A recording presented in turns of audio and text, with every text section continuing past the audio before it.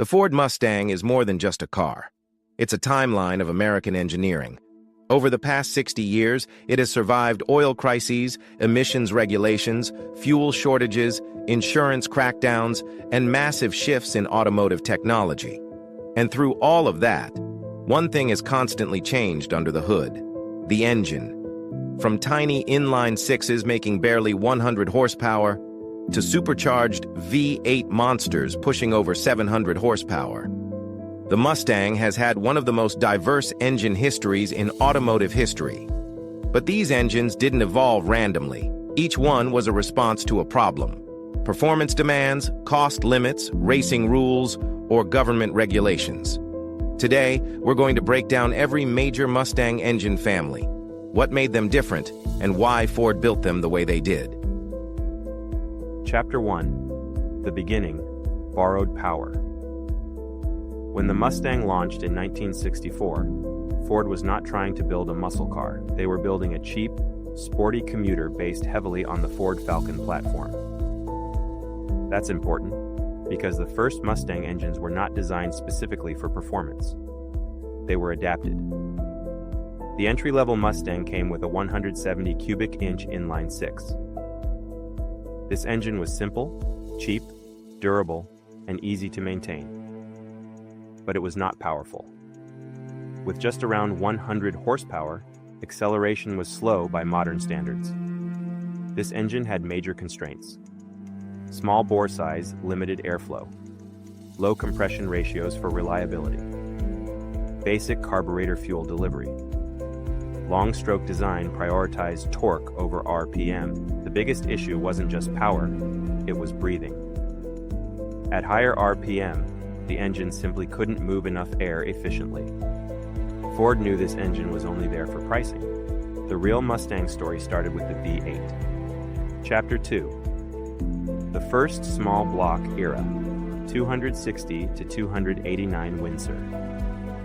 To give the Mustang real performance credibility, Ford introduced the Windsor 5.8 family. The first option was the 260 cubic inch V8, producing around 164 horsepower. It was a massive improvement over the six-cylinder, but still conservative. Ford quickly realized something: the Mustang was selling to enthusiasts, not just commuters. So they upgraded again. The 289 Windsor 5.8 became the engine that defined early Mustang performance.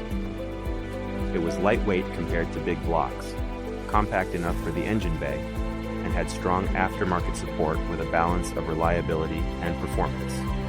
Ford offered multiple configurations. The two-barrel version was focused on daily driving and fuel economy. The four-barrel version brought higher airflow, better throttle response, and more aggressive timing. Then there was the Hypo, the high-performance 289. This was the serious one. It featured a solid lifter camshaft, higher redline capability, stronger valve springs, better exhaust flow, and improved connecting rods. The 289's biggest limitation was airflow through the cylinder heads. Even if the block could handle more power, the heads restricted breathing. That meant Ford had to rev higher to make more power, which increased wear and heat. Still, this engine powered early Shelby GT350s, proving it had real performance potential. Chapter 3. The Horsepower War, 302 and beyond. By the late 1960s, muscle cars were in an arms race. Every brand was chasing more horsepower. Ford responded by expanding the Windsor engine into the 302 cubic inch V8. The 302 offered slightly larger displacement for more torque, while using the same engine architecture to keep production costs low and remain compatible with the existing Mustang chassis. But the real engineering breakthrough came with the Boss 302. This engine was built for Trans Am racing, where displacement was capped. So Ford couldn't just go bigger, they had to go smarter. The Boss 302 featured high-flow Cleveland-style cylinder heads, a high compression ratio, an aggressive camshaft profile, improved intake airflow, and solid lifters for high RPM stability. Instead of focusing on low-end torque like street engines, The Boss 302 was designed to breathe at high RPM. That meant weak low-end power, but incredible top-end performance with race-focused tuning. The trade-offs were real: rough idle, poor fuel economy, harder maintenance, and it wasn't beginner-friendly. But on the track, it was dominant.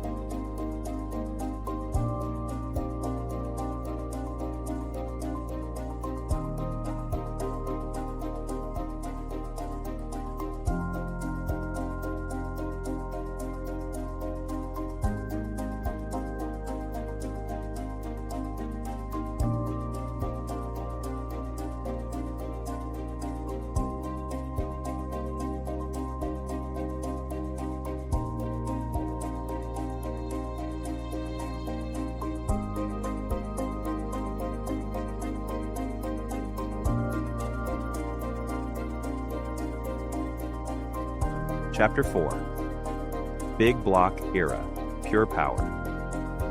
While small blocks were winning road races, drag racing demanded something else entirely. Enter the FE Big Block family. The 390 V8 was the first big step into serious Mustang power. It was a much heavier engine, but with strong torque output. Ford wasn't done though. The 428 Cobra jet was designed specifically for straight-line performance. Its engineering goals were maximum torque at low RPM, strong internal durability, and affordable production for homologation. Ford officially rated it around 335 horsepower, but real output was likely much higher. The weaknesses were real: heavy front-end weight, reduced handling balance, and increased braking distance. But none of that mattered in drag racing. This engine made the Mustang terrifying in a straight line. Then came the Boss 429, the monster that barely fit. It wasn't built for street performance. It was built for NASCAR homologation rules. The problem was that the engine was so large it physically didn't fit in a Mustang engine bay. Ford had to modify the shock towers, rework the suspension geometry, and hand-assemble the engine bays. The Boss 429 featured massive semi-hemispherical combustion chambers, high-flow heads for sustained high RPM, and extremely large valves. It was expensive, hard to service, and produced in low numbers. Not very street-friendly, but it became one of the most legendary Mustang engines ever made. Chapter 5. The Downfall, Emissions, and Oil Crisis. Then everything collapsed. Three major forces changed Mustang engines forever: the oil crisis, insurance penalties, and emissions regulation. Compression ratios dropped, horsepower ratings fell, carburetors were restricted. Big blocks disappeared entirely. Engines like the 302 survived, but in heavily detuned form. Ford had to prioritize fuel economy, emissions compliance, and reliability over performance. This was the end of the muscle car era. Chapter 6. Fox Body Era, The Return of Performance. The Mustang was reborn in 1979 with the Fox Body platform. Ford experimented with efficiency and performance balance. The 2.3-liter inline-4, including early turbo versions, was lightweight and fuel efficient, and represented Ford's early turbo experimentation. But it came with problems: turbo lag, reliability issues, and weak low-end torque. Still, it showed Ford's future direction. Then came the engine that saved Mustang performance, the 5.0H OV8. This engine mattered because it was affordable, easy to modify, had strong aftermarket support, and used a reliable pushrod design. Its simple overhead valve system, strong iron block, and high airflow heads, for the time, made it a tuning icon. Yes, it was an outdated design compared to overhead cam engines of the era, and it had limited high RPM efficiency. But enthusiasts didn't care. The 5.0 Fox body became one of the most beloved and modified engines in American car culture. Chapter 7: The Modular Era. Ford moved to a completely new engine architecture in 1994. The 4.6-liter modular V8 represented a significant shift. Ford made the change for emissions compliance, better refinement, and modern production methods. The engineering improvements were real: an overhead camshaft design, multi-valve heads, and better fuel injection. But early criticism was valid. It produced less torque than the old 5.0, felt heavier, and was initially a performance disappointment for enthusiasts. Over time, it improved. Ford pushed the modular engine harder with SVT Cobra variants featuring dual overhead cams, improved airflow, and higher RPM capability. The platform matured into something genuinely capable. It just took a few years to get there. Chapter 8: The Coyote Era. Ford needed a modern V8 that could compete globally. The answer was the 5.0 Coyote. This is one of the most advanced Mustang engines ever built. It features dual overhead cams, variable valve timing, a high revving design, and lightweight internals. What makes it important is what it combines: old-school V8 character with modern efficiency and high horsepower output. It revs freely, sounds incredible, and makes serious power without sacrificing daily drivability. The weaknesses are there: more complex maintenance than the old pushrod 5.0, and less low-end torque than the big block era. But overall, it's one of the best balanced Mustang engines ever made. It gave the Mustang a genuine modern identity without abandoning what made it great. Chapter 9: Shelby and the Supercharged Era.